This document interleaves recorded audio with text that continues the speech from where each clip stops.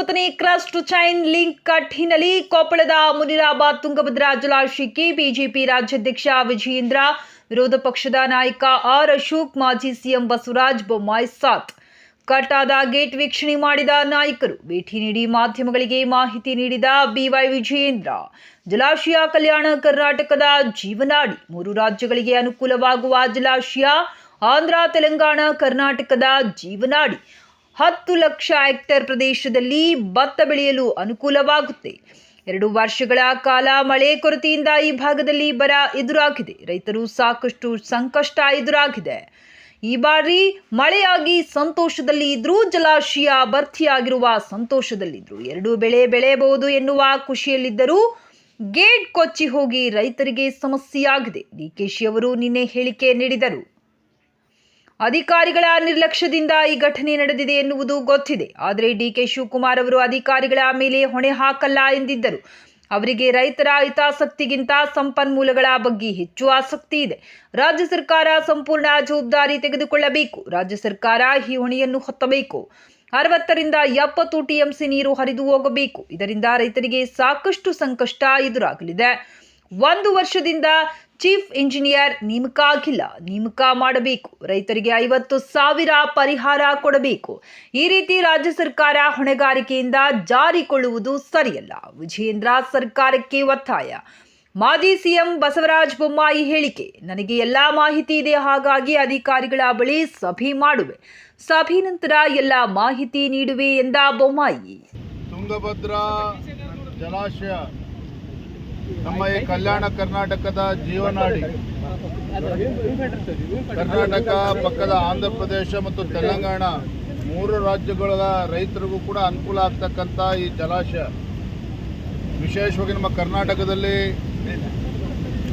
ಕೊಪ್ಪಳ, ಬಳ್ಳಾರಿ, ವಿಜಯನಗರ ಮತ್ತು ರಾಯಚೂರು ಜಿಲ್ಲೆಗಳು, ಈ ಭಾಗದಲ್ಲಿ ಸುಮಾರು 10 ಲಕ್ಷ ಹೆಕ್ಟೇರ್ಗೂ ಹೆಚ್ಚು ಪ್ರದೇಶಗಳಲ್ಲಿ ರೈತರಿಗೆ ಭತ್ತ ಬೆಳೆಯೋದಕ್ಕೆ ಅನುಕೂಲ ಆಗ್ತಕ್ಕಂಥದ್ದು. ಕಳೆದ 2 ವರ್ಷ ನಿರಂತರವಾಗಿ ಬರ, ಮಳೆ ಕಡಿಮೆ ಆಗಿರೋದ್ರಿಂದ ರೈತರು ಸಂಕಷ್ಟದಲ್ಲಿದ್ದರು. ಈ ಬಾರಿ ಸಾಕಷ್ಟು ಮಳೆ ಆಗಿ, ವರುಣದೇವನ ಕೃಪೆಯಿಂದ ಸಾಕಷ್ಟು ಮಳೆ ಆಗಿ ಈ ಭಾಗದ ರೈತರು ಬಹಳ ಸಂತೋಷದಿಂದಿದ್ರು. ಈ ಬಾರಿ ಆದ್ರೂ 2 ಬೆಳೆಯನ್ನು ಬೆಳೆಯಬಹುದು ಅನ್ನುವ ಒಂದು ಸಂತೋಷದಲ್ಲಿ ಅವರಿದ್ದಂಥ ಸಂದರ್ಭದಲ್ಲಿ ಈ ಒಂದು ಗೇಟ್ ಇವತ್ತು ಕಳಚಿ ಬಿದ್ದಿರ್ತಕ್ಕಂಥದ್ದು ಈ ಭಾಗದ ರೈತರಿಗೆ ದೊಡ್ಡ ಆಘಾತ ಉಂಟಾಗಿದೆ. ನಾನು ನೆನ್ನೆ ದಿನ ಮಾನ್ಯ ಸಚಿವರು ಡಿಕೆ ಶಿವಕುಮಾರ್ ಅವರ ಹೇಳಿಕೆಯನ್ನು ಕೂಡ ಗಮನಿಸ್ತಾ ಇದ್ದೆ. ಎಲ್ಲೋ ಒಂದು ಕಡೆ ಸ್ಪಷ್ಟವಾಗಿ ಗೊತ್ತಾಗ್ತದೆ, ಅಧಿಕಾರಿಗಳು ಸರಿಯಾಗಿ ಕ್ರಮವನ್ನು ಕೈಗೊಳ್ಳದೇ ಇರತಕ್ಕಂಥ ಸಂದರ್ಭದಲ್ಲಿ ಈ ಒಂದು ಸಮಸ್ಯೆ ಉಂಟಾಗಿದೆ. ನಾನು ಮಾನ್ಯ ಮುಖ್ಯಮಂತ್ರಿಗಳಲ್ಲಿ ಹಾಗೂ ಜಲ ಸಂಪನ್ಮೂಲ ಸಚಿವರಾಗಿರ್ತಕ್ಕಂಥ ಡಿಕೆ ಶಿವಕುಮಾರ್ ಅವರಲ್ಲಿ ಆಗ್ರಹವನ್ನು ಮಾಡ್ತೇನೆ. ನಿನ್ನೆ ಜಲ ಸಂಪನ್ಮೂಲ ಸಚಿವರು ಹೇಳಿದ್ದಾರೆ, ಅಧಿಕಾರಿಗಳು ಯಾರ ಮೇಲೂ ಹೊಣೆ ಹಾಕೋದಿಲ್ಲ ಅಂತೇಳಿ. ಹಾಗಾದ್ರೆ ಹೊಣೆಗಾರಿಕೆ ಯಾರ ಮೇಲೆ ಹಾಕ್ತಾರೆ? ಯಾರು ಹೊಣೆ ಅಲ್ಲ ಅನ್ನುವ ಮಾತನ್ನ ಜಲ ಸಂಪನ್ಮೂಲ ಸಚಿವರು, ಎಲ್ಲೋ ಒಂದ್ ಕಡೆ ಜಲ ಸಂಪನ್ಮೂಲ ಸಚಿವರಿಗೆ ಜಲದ ಬಗ್ಗೆನೂ ಆಸಕ್ತಿ ಇಲ್ಲ, ರೈತರ ಬಗ್ಗೆನೂ ಆಸಕ್ತಿ ಇಲ್ಲ, ಕೇವಲ ಸಂಪನ್ಮೂಲದ ಬಗ್ಗೆನೇ ಹೆಚ್ಚು ಆಸಕ್ತಿ ಇದೆ ಮಾನ್ಯ ಡಿಕೆ ಶಿವಕುಮಾರ್ ಅವರಿಗೆ. ನಾನು ಮಾನ್ಯ ಮುಖ್ಯಮಂತ್ರಿಗಳಲ್ಲಿ ಹಾಗೂ ಜಲ ಸಂಪನ್ಮೂಲ ಸಚಿವರಲ್ಲಿ ಇಬ್ಬರಲ್ಲೂ ಕೂಡ ಆಗ್ರಹ ಮಾಡ್ತೇನೆ, ರಾಜ್ಯ ಸರ್ಕಾರನೇ ಜವಾಬ್ದಾರಿಯನ್ನು ತೆಗೆದುಕೊಳ್ಬೇಕಾಗ್ತದೆ.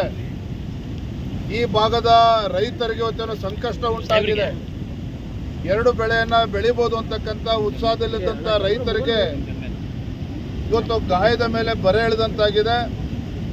ರಾಜ್ಯ ಸರ್ಕಾರವೇ ಹೊಣೆಯನ್ನು ಹೊತ್ಕೊಂಡು ಏನು ಈ ಭಾಗದಲ್ಲಿರ್ತಕ್ಕಂಥ ರೈತರಿಗೆ 1 ಹೆಕ್ಟೇರ್ಗೆ ಕನಿಷ್ಠ 50,000 ರೂಪಾಯಿಗಳ ಒಂದು ಪರಿಹಾರವನ್ನು ಕೊಡಬೇಕಾಗ್ತದೆ.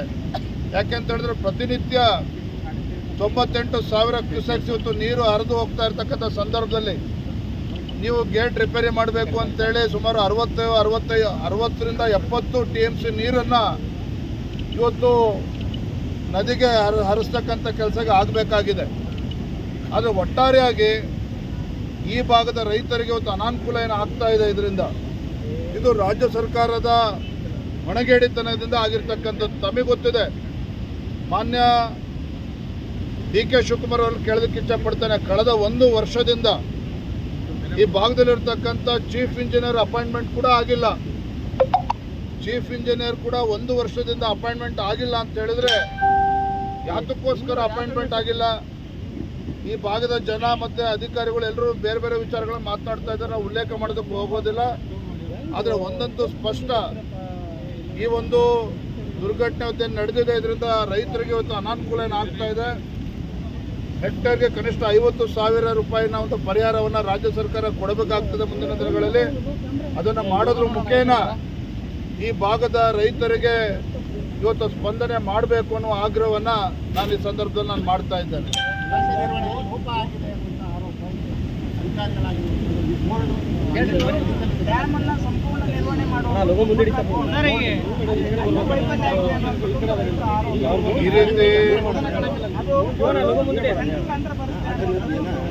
ಈ ರೀತಿ ರಾಜ್ಯ ಸರ್ಕಾರ ತನ್ನ ಹೊಣೆಗಾರಿಕೆಯನ್ನ ತಪ್ಪಿಸ್ಕೊಳ್ಳೋದಕ್ಕೆ ಸಾಧ್ಯ ಇಲ್ಲ. ಹೊಣೆಗಾರಿಕೆಯಿಂದ ಇವತ್ತು ಅಧಿಕಾರಿಗಳು ಯಾಕೆ ನಿಯುಕ್ತಿ ಮಾಡೋಕ್ಕೆ ಸಾಧ್ಯ ಆಗಲಿಲ್ಲ? ಚೀಫ್ ಇಂಜಿನಿಯರ್ ಯಾಕೆ ಅಪಾಯಿಂಟ್ಮೆಂಟ್ ಆಗಲಿಲ್ಲ 1 ವರ್ಷದಲ್ಲಿ?